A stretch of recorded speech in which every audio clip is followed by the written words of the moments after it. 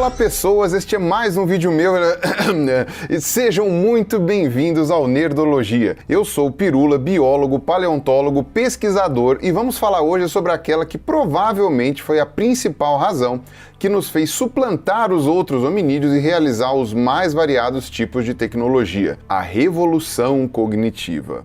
Há mais ou menos 50 mil anos atrás, existiam pelo menos 4 espécies de humanos no planeta. Mas hoje, existe apenas uma, o Homo sapiens. E ao contrário do que muita gente pensa, algumas tinham o cérebro até maior que o nosso. O que então nos fazia diferentes deles? Bom, salvo algumas mudanças anatômicas, a grande diferença foi o desenvolvimento do pensamento abstrato, simbólico, que permitiu o aumento da criatividade. Ou seja, ao invés de pensar de forma apenas prática, o Homo sapiens passou a dar significado para as coisas. Para entender isso, a gente vai ter que retroceder um pouquinho no tempo. Segundo achados recentes, as ferramentas mais antigas conhecidas confeccionadas pela nossa linhagem são datadas de 3,3 milhões de anos. Eram muito simples e foram feitas e utilizadas pelos nossos ancestrais distantes, talvez os australopitecos ou kenyanthropos, que, vale lembrar, não tinham uma massa encefálica muito diferente da de um chimpanzé, tá? Apenas há 2,6 milhões de anos, quando a nossa linhagem já tinha ganhado mais 45% de massa encefálica,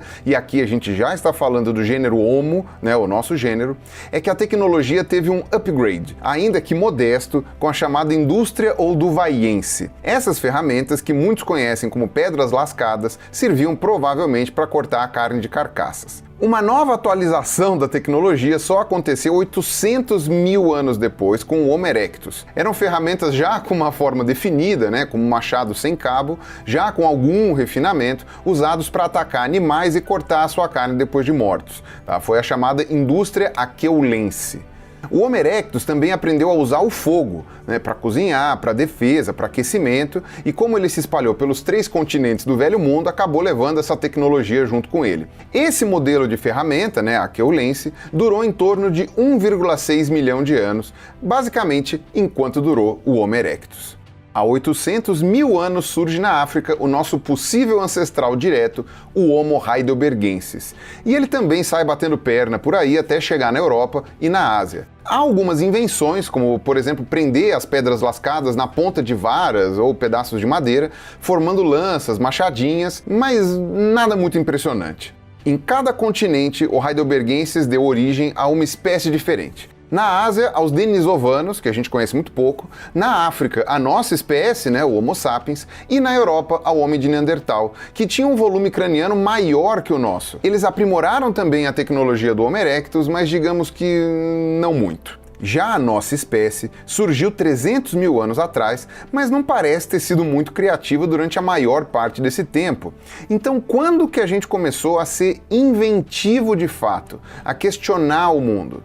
Bom, vamos partir de um exemplo aqui, tá? Nós sabemos que as espécies de humanos muitas vezes enterravam seus mortos. Já encontramos muitas covas, né? E isso pode ser um indício de pensamento abstrato. Porém, sepultamentos primordialmente não precisam ser algo subjetivo ou religioso. Há motivos práticos para se enterrar um morto. Para começar, é higiênico. Mortos fedem, atraem animais indesejáveis ou mesmo predadores. Existem motivos práticos até mesmo para colocar flores sobre o morto ou sobre a cova. O perfume disfarça o cheiro. Contudo, nos sítios arqueológicos de Homo sapiens, provavelmente a partir de 100 mil anos, algo diferente começa a aparecer. Conchas perfuradas, pedaços de argila ornamentados e sepultamentos em que a gente percebe que houve uma clara preocupação em colocar os corpos em posições específicas, com pertences pessoais como colares, braceletes, outras peças. Enfim, esses itens não parecem ter sido usados como armas, utensílios. Provavelmente estavam lá porque aquele povo dava para eles um significado especial. Fosse social, individual. Era um símbolo de status, um reconhecimento, dava sorte, estava ligado a algum sistema de crenças, ou mesmo apenas por ser bonito? Bom, isso talvez nunca saibamos, mas esses itens revelam o início da nossa revolução cognitiva, aquilo que faria de nós o que somos. Não sabemos o que causou esse clique no nosso cérebro e nem como ocorreu, mas é inegável que está ligado a mutações genéticas. Sabemos que alguns genes envolvidos no nosso desenvolvimento cerebral são diferentes daqueles que existiam nos demais humanos, e essa diferença do nosso cérebro para o deles pode estar mais relacionada ao formato do que ao tamanho. A partir desse ponto, a relativamente monótona tecnologia da época passa a ter as mais diversas formas e funções, inclusive com diferenças regionais, demonstrando uma identidade. Também acontece um aumento de complexidade da nossa maior ferramenta de todos os tempos, a fala. É coerente supor que uma fala complexa ajudou no planejamento de caçadas mais elaboradas, tornou as relações sociais muito mais intrincadas e, principalmente, impactou na forma como ocorria a passagem do conhecimento de uma geração para outra. E teria sido como um mecanismo de feedback positivo entre a mudança do cérebro e o uso da fala. O cérebro diferente impactou no aprimoramento da fala e o uso da fala melhorou a sobrevivência daqueles indivíduos com o cérebro mais simbólico. Além disso, tem uma questão de motivação.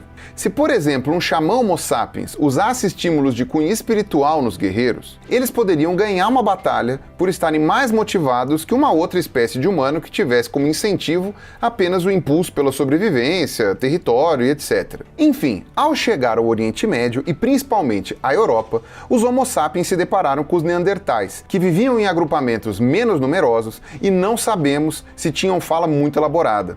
Achados em cavernas francesas mostram que as tecnologias se mesclaram e que houve um convívio muito intenso entre as duas espécies, eventualmente até colaborativo, mas a maior parte das interações pode ter sido bélica, e após esse encontro entre espécies, o homem de Neandertal, que viveu por pelo menos 400 mil anos, não durou mais do que 3 mil anos. Só que assim, a extinção dos neandertais e denisovanos também está relacionada a uma mudança climática naquele período em que o planeta esfriou muito, o gelo se expandiu até mais ou menos metade da Europa e o resto virou savana. Mas o convívio com Homo sapiens certamente foi decisivo, e a prova de que suplantamos essas espécies é que hoje populações de origem europeia e asiática têm entre 4 a 6% de DNA neandertal ou denisovano e não uma porcentagem equilibrada com o DNA dos sapiens.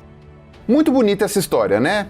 Pena que a ciência é dinâmica e novas evidências fazem cair por terra ideias antigas. A ideia do Homo sapiens como única espécie detentora de simbolismo foi dada como certa por muitas décadas, até que foram encontradas ossadas neandertais com artefatos que podem ser ornamentais. Também em 2018 foi anunciada que em uma caverna em La Pasiega, no norte da Espanha, há pinturas que, segundo os autores do artigo, datam de 64 mil anos.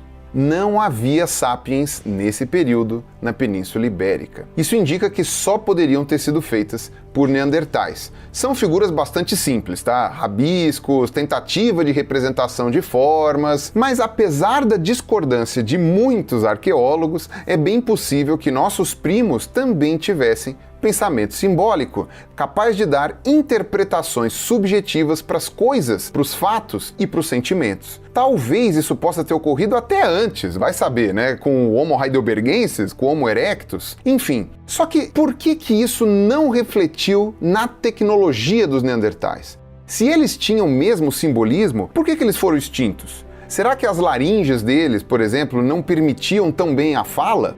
Ou será que eles só deram azar e nós simplesmente demos sorte? A ciência ainda não sabe responder, mas é possível que não tenhamos sido a única espécie a sentir o gostinho de saber que sabe. Eu agradeço a Márcia Jamile, do canal Arqueologia pelo Mundo, pelas dicas no roteiro. Comentários sobre o último vídeo do Godzilla vs King Kong. Bom, como dezenas de pessoas lembraram, eu errei o peso do Godzilla do filme de 2021.